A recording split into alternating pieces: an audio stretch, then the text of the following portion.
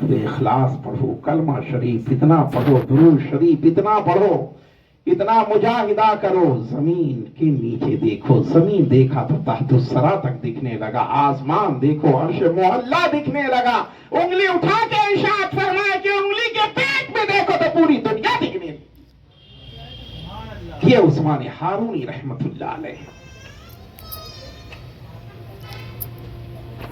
حج کے لیے گئے، حج ادا کیا، نبی کی بارگاہ میں حاضری دی، میزان رحمت کے نیچے کھڑا کر کے دعا کیا تھا، اے اللہ معین الدین حسن کو قبول فرما دے۔ میزان رحمت کے نیچے ہوا، بلکہ نبی کی بارگاہ میں جب حاضری ہوئی فرمایا جاؤ رسول اللہ کو سلام پیش کرو، سلام پیش کیا۔ مختصر یہ کہ اس سفر، اس کے بعد بھی سفر ہوا، اور پھر بعد کے سفر میں حکم ہوا کہ تم اب ہند جاؤ، ہندوستان جا کے دین کی تبلیغ کرو۔ رسول اللہ کا حکم ہوا، آپ چل دیتے ہیں۔ اس زمانے کے علماء سے ملاقات، صوفیاء اکرام سے ملاقات، خانقاہوں سے مزار۔ ہم کہتے رہے کہ منہ میرا کعبہ شریف کی طرف، اس سے کیا ہوتا ہے؟ آج اب رخ ہی نہیں صحیح ہے، لوگ ادھر ادھر کہنے لگے۔ لوگوں نے، خادموں نے جب سنا تو آ کے کہا سرکار یہ کہا جا رہا ہے کہ مسجد کا رخ نہیں صحیح ہے۔ حضرت نے ارشاد فرمایا تم کام کرتے رہو، جو کہہ رہا اس کو کہنے دو۔ بن کر تیار ہو جاتی ہے مسجد، اعلان ہو گیا کل سے ظہر سے نماز شروع کی جائے گی۔ داتا گنج بخش لاہوری علیہ رحمہ آپ تشریف لاتے ہیں، مصلی پہ نماز ادا کی جاتی ہے۔ نماز ادا کی، سلام پھیرا، اور سلام پھیرنے کے بعد آپ نے لوگوں کو مخاطب کیا، مقتدیوں کی طرف چہرہ کیا، اور چہرہ کرنے کے بعد آپ نے ارشاد فرمایا لوگوں دیکھو سامنے کیا نظر آ رہا ہے۔ جب سب نے سامنے کی طرف دیکھا تو سب کو کعبہ نظر آ رہا ہے، سب کو کعبہ نظر آ۔ جب ان کے گدا بھر دیتے ہیں شاہان سمانہ کی جھولی، جب ان کے گدا بھر دیتے ہیں شاہان سمانہ کی جھولی، محتاج کا جب یہ عالم ہے، مختار کا عالم کیا ہوگا؟ جب اللہ نے داتا گنج بخش لاہوری کو یہ اختیار دیا ہے تو میرے نبی کو کیا اختیار دیا ہوگا؟ رسول اللہ صلی اللہ تعالی علیہ وسلم کو کیا اختیار ملا ہوگا؟ اس کو ہم اندازہ نہیں لگا سکتے۔ یہ ہے داتا گنج بخش لاہوری رحمت اللہ علیہ، جن کی مزار پر خواجہ غریب نواز رحمت اللہ تعالی علیہ 40 تم آگے سفر کرنا چاہتے ہو تو جاؤ، ہندوستان کی ولایت ہم بھی تمہیں عطا کر رہے ہیں۔ مزار پاک سے آواز آئی، یہ ہے داتا گنج بخش لاہوری رحمت اللہ علیہ۔ علی میاں ندوی نے بھی اپنی کتاب میں لکھا کہ ہندوستان میں کسی نے دین اسلام کی تبلیغ کی ہے،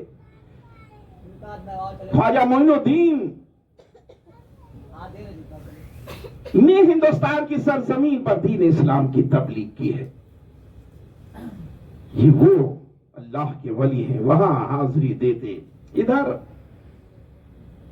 پرتھوی راج کو معلوم ہو گیا تھا، ماں نے بتایا تھا، وقت قریب آیا، بڑے بڑے جادوگروں کو اکٹھا کیا، کہا دیکھو ایک فقیر آ رہا ہے، ایک درویش آ رہا، اس کے جادو کے بل پہ اس کا چہرہ بناؤ۔ چہرہ بنا لیا گیا۔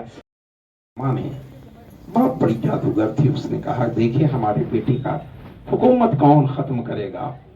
تو اس کو جادو کے بل پہ پتا چلا کہ ایک باہری پردیسی ایک آئے گا اور فقیر آئے گا، وہی جو ہے حکومت کو ختم کرے گا۔ بہرکیف زمانہ تھا کہ بہت ابھی وقت لگے گا، اور وہی ہوا۔ سرکار غریب نواز ہوتے لاہور پہنچتے ہیں۔ داتا گنج بخش لاہوری رحمت اللہ علیہ کی مزار، ان کی مزار پر گئے اور 40 دن تک فیض حاصل کرتے رہے۔ داتا گنج بخش رحمت اللہ علیہ کی مزار پر 40 دن خواجہ صاحب نے حاضری دی۔ یہ کون ہے داتا گنج بخش؟ یہ اللہ کے ولی ہیں۔ داتا گنج بخش وہ ہیں کہ جو لاہور کی دھرتی پر آئے تھے، تو آپ نے سوچا کہ ایک عبادت گاہ ہونی چاہیے، ایک مسجد بنائی جائے کہ اللہ کی عبادت کیا جائے۔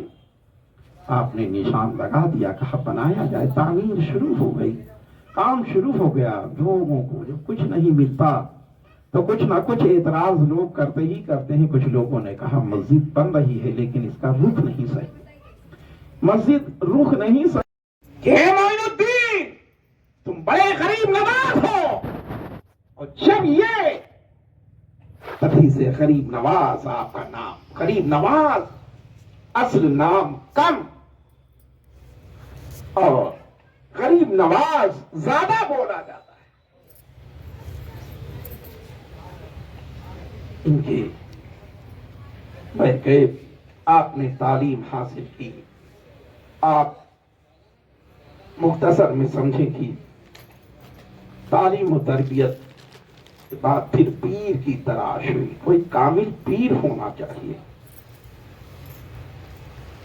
आप मशहूर वाकयात तो सुने होंगे कि जो है वालिद का इंतकाल हो गया था, खजूरों का बाग था, उसका अंगूरों का बाग था, एक जो है मजदूर बुजुर्ग ने इनको रोटी का टुकड़ा खिला दिया था जिससे दिल दुनिया से उजाट हो गया था, और आप जो है तालीम और तरबियत सब बेच के गरीबों में बांट के आप तालीम और तरबियत के लिए, उसके बाद तालीम आपकी हो गई, तब आप जाते हैं कहाँ, आप पीर की तलाश में जाते हैं, पीर ढूंढते हैं, पीर कैसा होना चाहिए।